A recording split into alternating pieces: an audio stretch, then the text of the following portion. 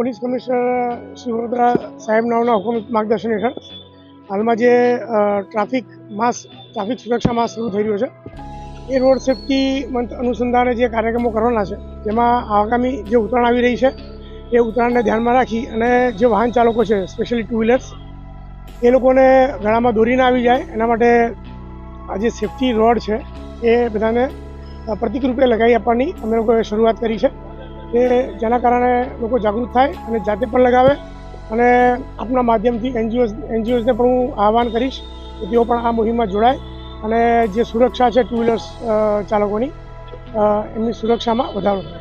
એ વાત સાચી છે. મેઇન અમે વારંવાર આપના માધ્યમથી જણાવીએ છીએ કે જે ઓવર સ્પીડિંગ છે, રોંગ સાઈડ છે, સિગ્નલ ભંગ છે, હેલ્મેટ નથી પહેરતા, આ બધા કારણોથી અકસ્માત વધી જાય છે.